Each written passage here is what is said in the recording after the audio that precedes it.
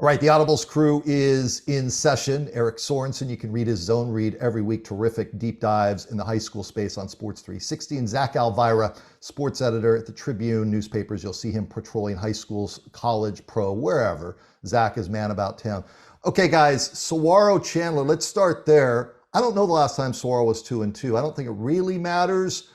But are we going to see a rematch, Eric, down the road of Saguaro and Chandler in the postseason? This stuff in September, October doesn't really matter that much. Tough to say.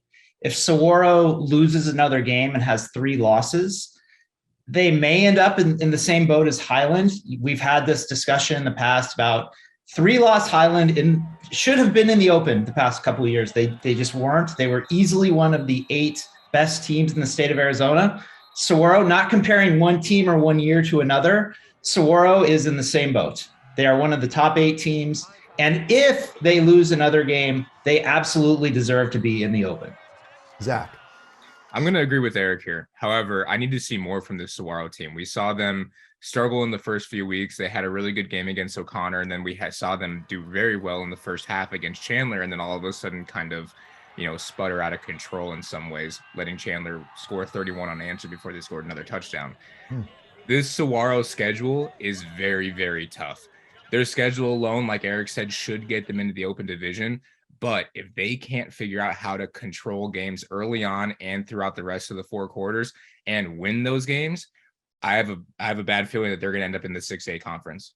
Okay, let's look at Liberty then to that end, because Saguaro plays Liberty this week. Liberty is always talked about. They always look like a team that's gonna get there. So far, they've outscored their opponents 149-14. They took a Valor team in Colorado and played with them and destroyed them. Saguaro, Liberty. Eric, let's start with Liberty and your view of that program as a whole as they come into this Friday's game with Saguaro. I spoke to Colin Thomas, their head coach, a few weeks ago for my zone read column, and I asked him about, not always being mentioned among the elite of the elite in Arizona high school football. They absolutely should.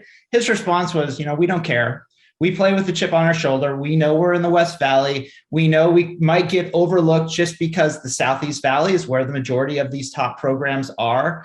In talking to a couple of opposing coaches that played Liberty earlier this year, one told me they're impossible to prepare for because they're so sound defensively, yet so efficient offensively. It's just a nightmare because they don't make mistakes. They tackle really well. And if you miss an assignment either on offense or defense, they will exploit it.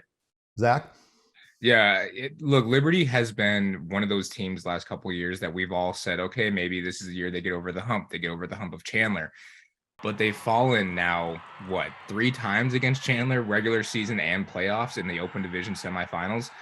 I really believe that this year's Liberty team is the one that could potentially get over that hump. Now, whether it be against Chandler or not, I don't know.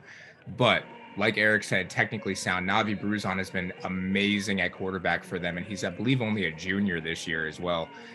Technically sound on defense. Their offensive line is big. Mike Hill-Gardner on the defensive front is amazing. One of the best defensive tackles, if not the best in the state. This Liberty team is for real. However, they have not seen an opponent like Saguaro. So I'm interested to see how that game is going to transpire. Will Liberty jump out to a big lead again? And if they do remain dominant like they have been in the past few weeks, then I really think Liberty is 110% for real.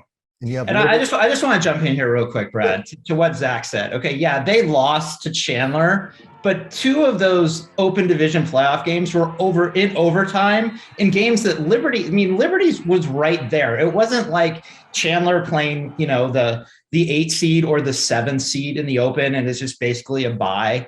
Liberty they haven't had Chandler's number, but they know how to play Chandler. And as Zach pointed out, this could be the year because they're experienced and they're so balanced. They've had 9 different players score touchdowns already this season. I'd love to see that matchup. And you have Liberty this week against Saguaro, and then Liberty next week plays Basha. So Liberty's going to be on some radars here the next couple of weeks. Guys, good work there. Now let's head over to Coops Chronicles.